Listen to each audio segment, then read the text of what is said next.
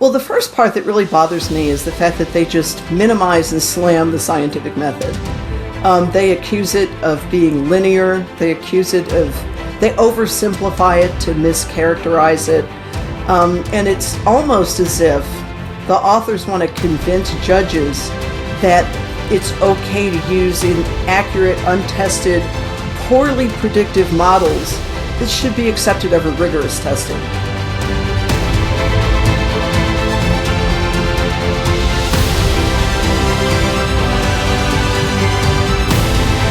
This is Climate Debrief, brought to you by the CO₂ Coalition. I'm Angela Wheeler. In a moment, we'll be having a conversation with a highly accomplished scientist and educator, Dr. Sharon Camp. Dr. Camp serves as a senior education advisor for the CO₂ Coalition and is the creative force behind the CO₂ Learning Center's engaging lesson plans. With a bachelor's and master's degree in geology from the University of Georgia and a PhD in analytical chemistry from Georgia Tech, she brings rigorous scientific expertise. Her career spans industry, the U.S. Environmental Protection Agency, and 2 decades in the classroom. For 15 years, she taught high school advanced placement environmental science, and she spent 9 years as a national grader for the AP Environmental Science exam. Now retired from the classroom, she's channeling that passion and expertise into helping educators and students alike explore the vital role of carbon dioxide in our world. As with other CO₂ Coalition members and staff, scientific integrity is of utmost importance to Dr. Camp. On March 3rd, 2026, she published a must-read piece for the CO₂ Coalition titled Muddling the Judiciary's Understanding of Science.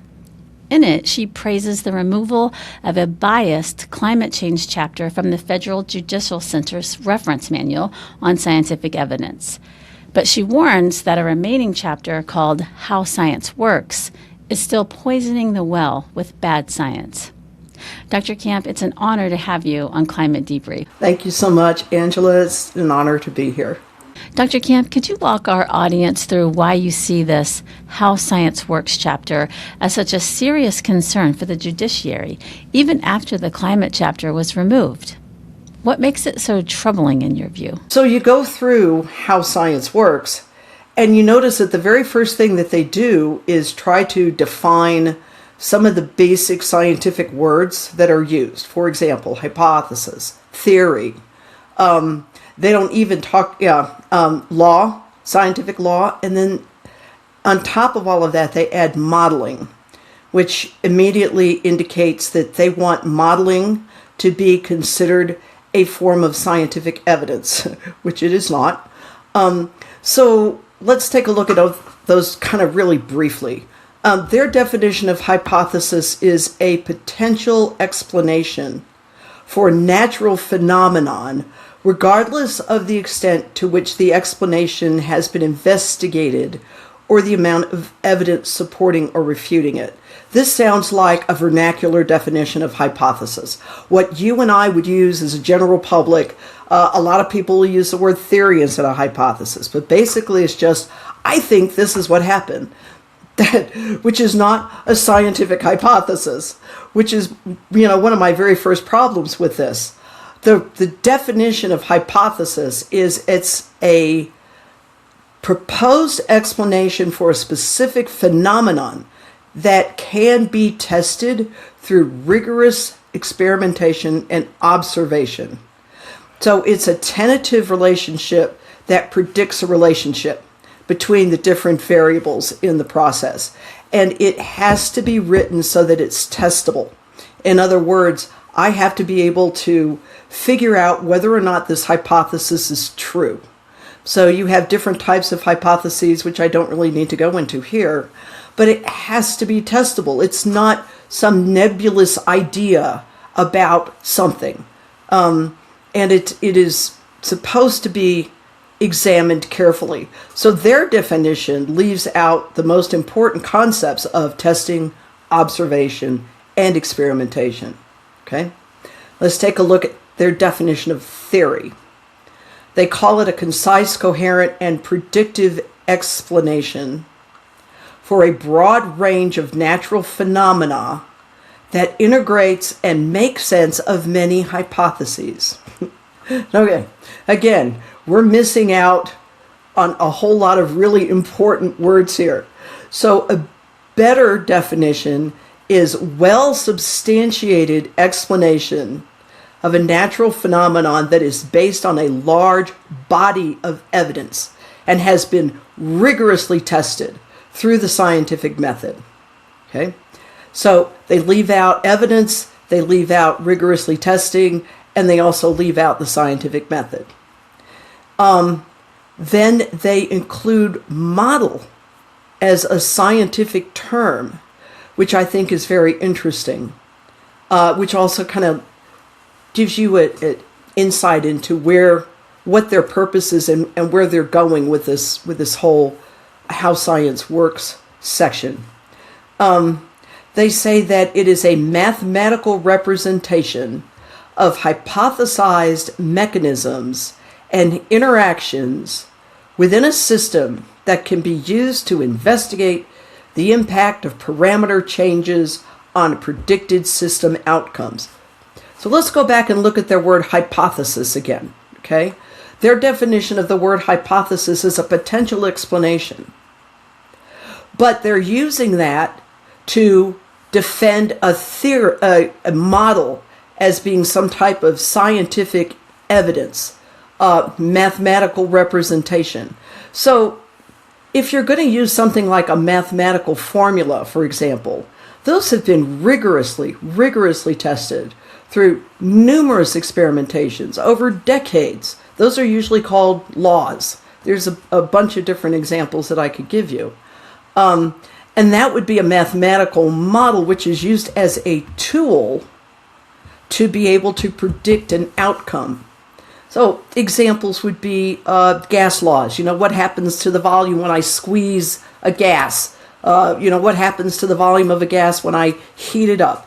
Those are predictions, and the mathematical models will allow you to define those terms with numbers, okay?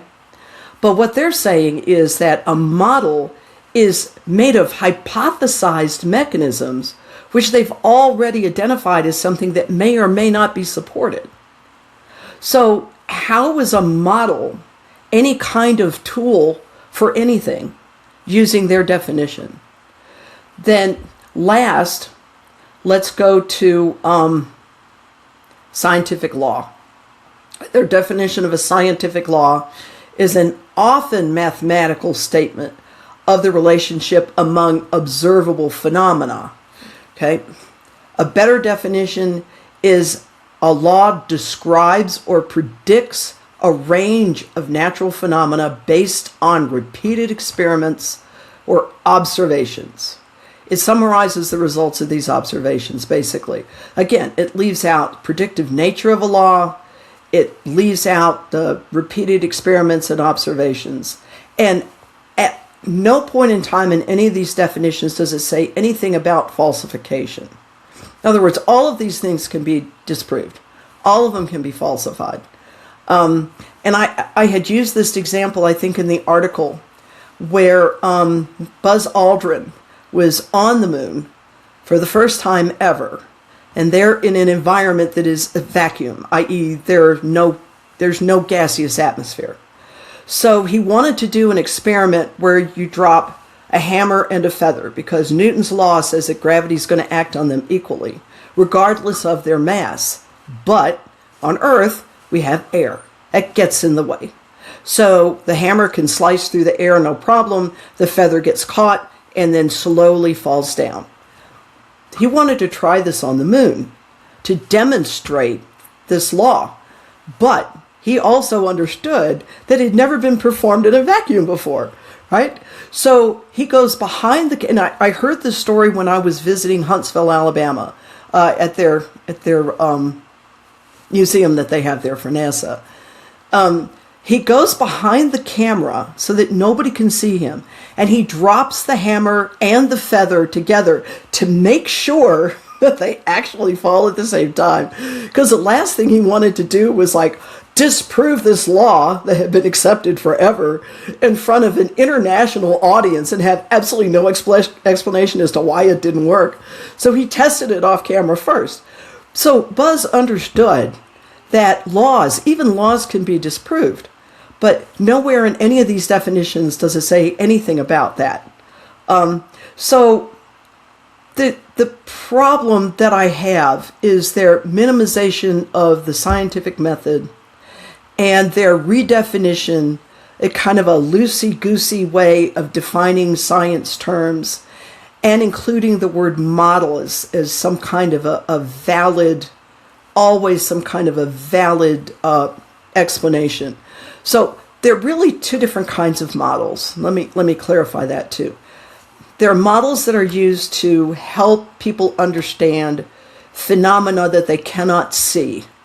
For example, the model of an atom. So every little kid in elementary school is taught about the nucleus and the electrons and so on and so forth. This is a model. Actual atoms don't look like that at all, but it helps us to understand their structure. Then there are predictive models, which is what they're talking about specifically here.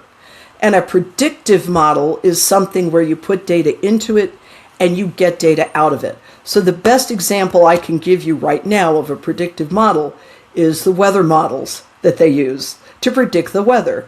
And so everybody's experience has been, okay, so the models are getting a little better, but still you really can't trust the forecast more than 3 days out. Sometimes I can't even get it right for the next hour, right? This is a predictive model. So they're only as good as the information that you put into them, and the information you put into them is only as good as your understanding of the system.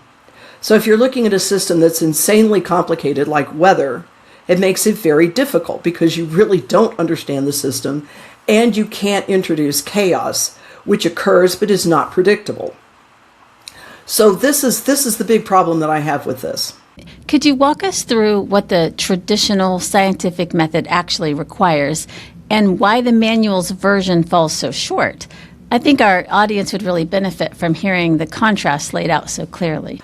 So the traditional scientific method follows the following steps. You start by asking a question.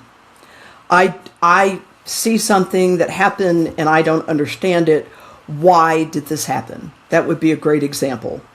Then you go back and you gather background information. Go online, see if anybody's noticed this before, if somebody already has an explanation for it.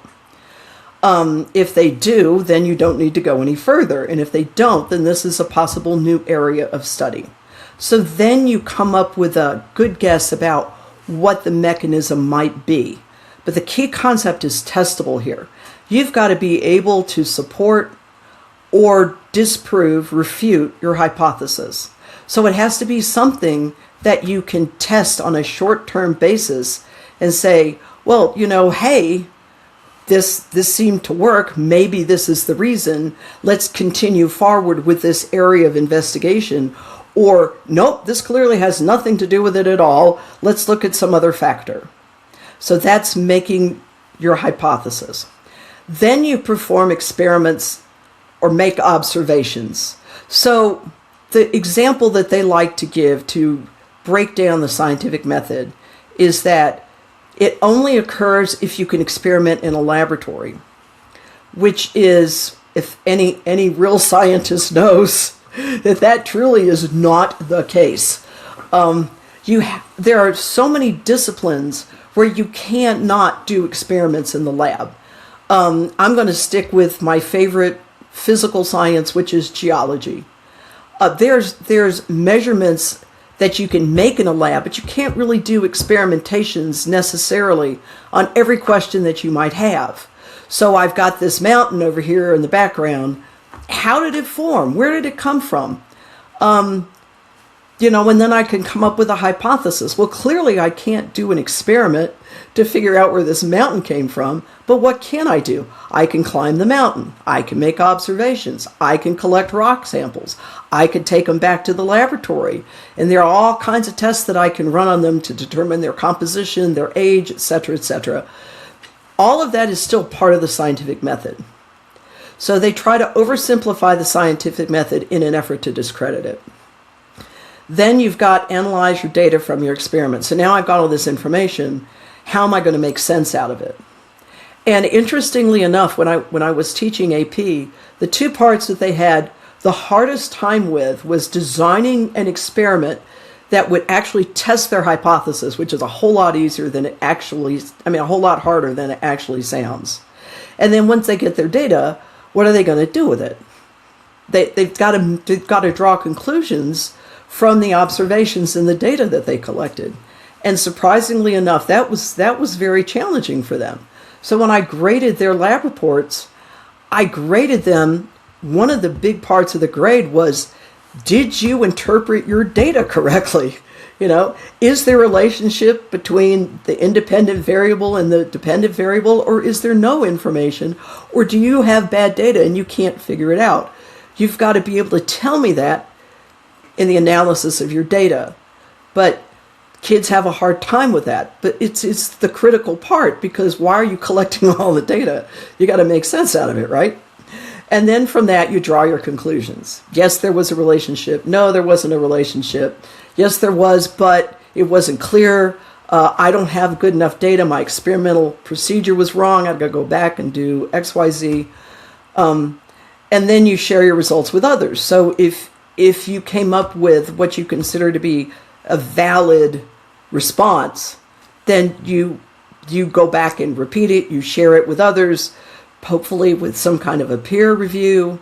Peer review now is a whole different topic that I don't particularly want to get into. But this is how the scientific method works, okay?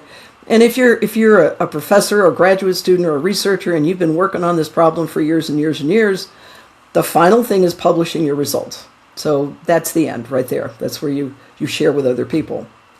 In their version, this is so interesting. They have a table that they put up. This says textbook science versus science in practice. So they oversimplify the procedures that I just outlined for you to discredit them. They say that scientific investigations follow a codified step-by-step method. That is completely incorrect. Anybody who's studying geology is not going to have the same step-by-step method as somebody who's doing some kind of a virology study, for example, or a chemistry study, or physics. Like it's you've got the idea right, but it's not codified. Science works in isolation.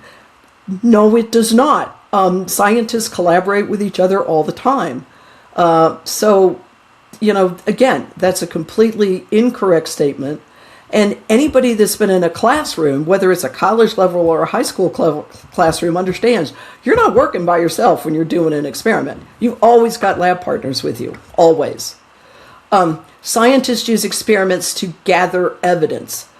This is true.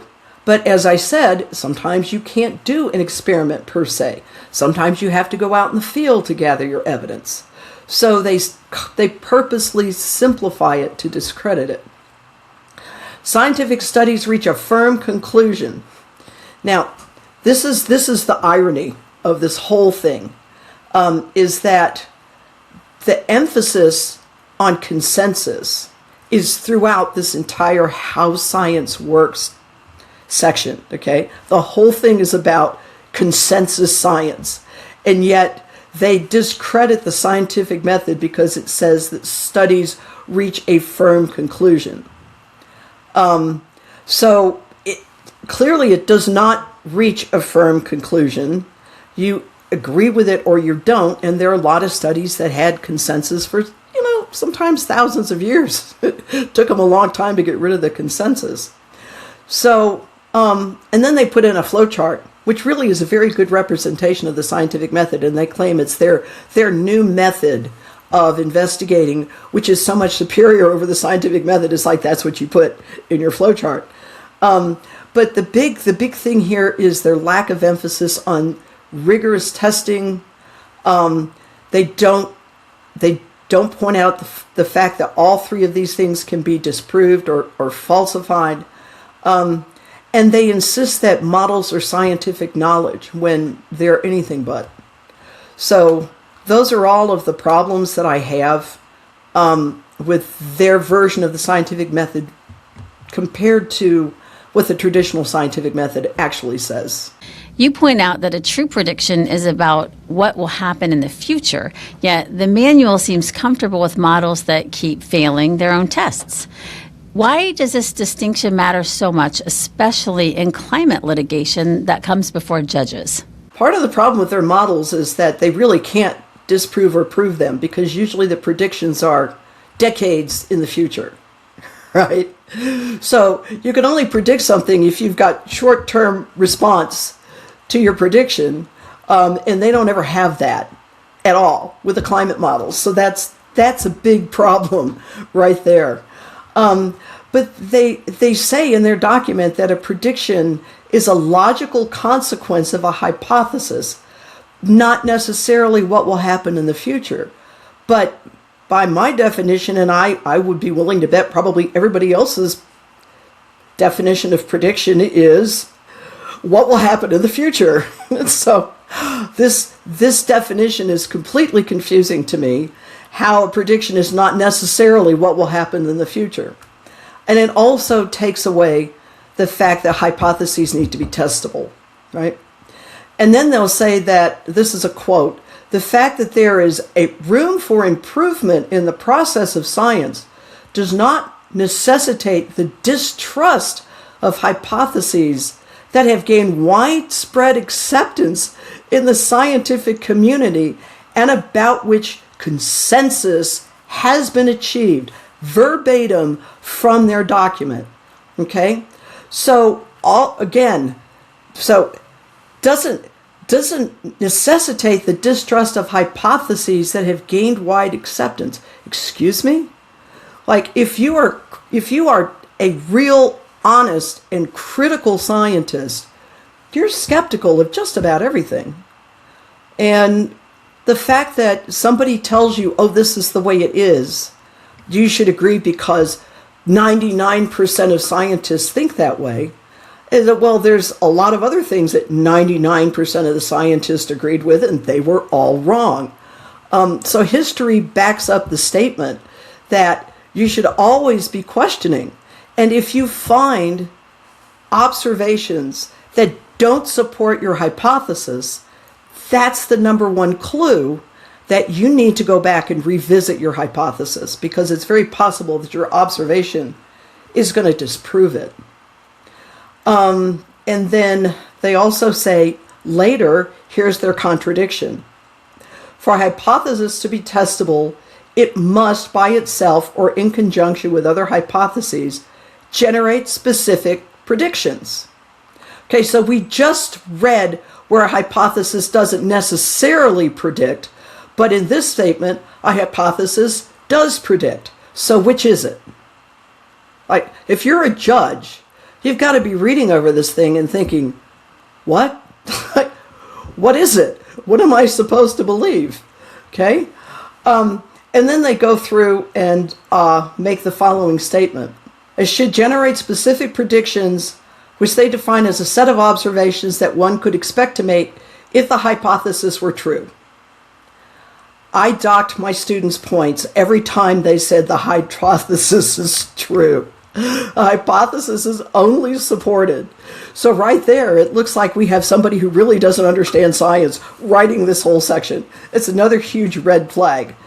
And then in the context of testing hypotheses, the term prediction refers to a logical consequence of a hypothesis, not necessarily what will happen in the future. It's like there's so much mumbo jumbo in here, and it's constantly contradicting themselves. So this is a problem, and it's not just with predictions; it's with a whole bunch of other stuff too. But that seemed to be the most obvious contradiction, because you read it and they're going back and forth and back and forth. So that's a big problem for me. When reading your article, I love the historical examples you included. They really drive the point home that consensus is not the same as proof. You mentioned several overturned theories that were once considered settled science. Are there any particular historical cases that you think judges especially need to keep in mind when they're hearing climate or environmental cases? Well, a lot of these historical ones were never really based on models, but they were based on concepts that had been accepted for so long that when evidence was presented that disproved them, people didn't want to agree with it because this wasn't the consensus. This is what we're seeing right now. So what are some great examples of this? Almost everybody is familiar with the concept of geocentrism, which basically means the Earth is the center of everything, the solar system, the universe, the whole 9 yards. This actually was first presented, or the idea was first presented by Ptolemy in 200 AD, okay? And it took about 1900 years ago. It took an additional 1400 years before that consensus was finally overturned. What overturned it? Well, we had evidence that was presented, calculations presented by Copernicus, and then visual evidence that was presented through the telescopes of Galileo, which completely disproved it. And again, even then, the consensus overwhelmed the contradictory facts. It took another few hundred years for it actually to be accepted. So consensus dies really hard, whether or not it's accurate. Eugenics is a very, very much a black eye, but it's not only a black eye on the history of the country, it's a black eye on the history of the world, which basically says that you can pick desirable characteristics from people in order to breed a superior race. That's it. It was first coined in the late 1800s by a British explorer, somebody who was adopting Darwin's theory of evolution and applied it to human genetics. Scientist was named Francis Galton. So it was really studied in earnest in the early 1900s, so like 20 years later. It became incredibly popular in the 1930s, where there were classes on it in public schools, in colleges.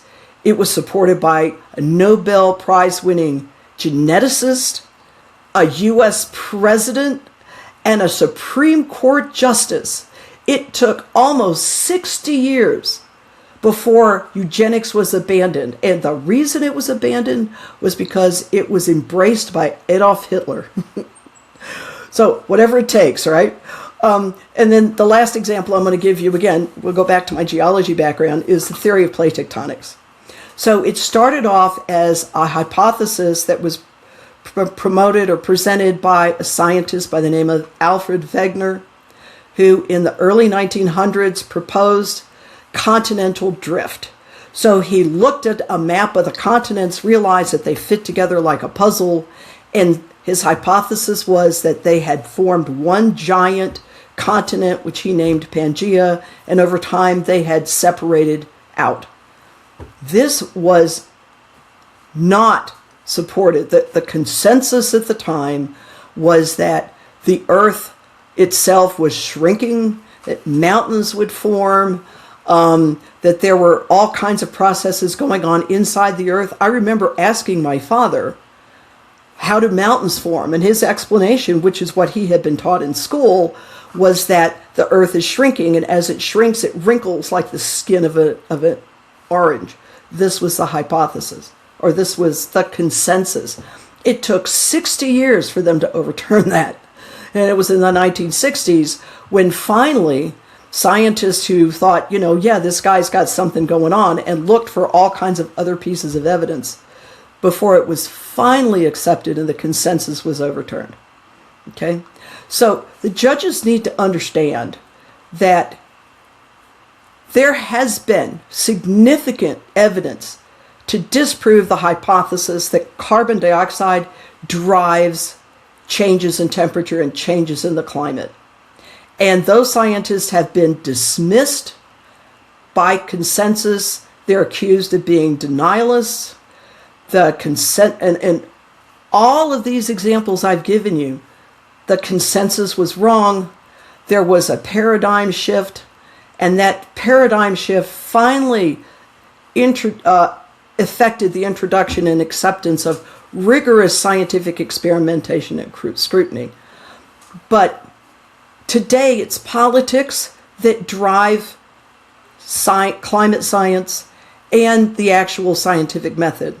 So if you use the scientific method and you can come up with all ways to refute that carbon dioxide is the driver, then the scientific method is the bad guy. And the models and the predictions for 20, 30, 40 years in the future are what you should be listening to. So that's what judges need to keep in mind. You make a very strong case in your article in saying that Judge Robin Rosenberg, who correctly removed the biased climate chapter, should now take the same steps with this How Science Works chapter. What would an improved version of this manual look like, and why is getting this right so urgent for the American public? Well, they took out a perfectly good description of how science works and threw it out and rewrote a bunch of garbage to replace it. So think of a remake of a Hollywood movie where the original movie was really good and the remake was really awful, and that's kind of what you got going on here. So in the 2011 manual, they had a section called How Science Works, and it was written by a PhD professor emeritus of physics named David Goodstein, who was out of Caltech, and he concentrated on the actual scientific method. So what he did was he defined what the scientific method was. He took those same words that I had given to you before, the hypothesis, theory, law, explained what they were, explained how a scientific law is different from a law that you would have passed in, the judiciary, not in the judiciary, by the legislature. And he included the concepts of falsification, paradigm shifts, and he also showed that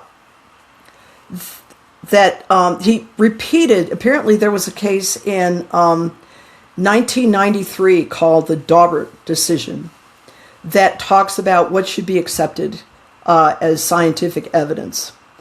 And according to the Daubert decision, maybe it's Daubert, I'm sorry, I don't know.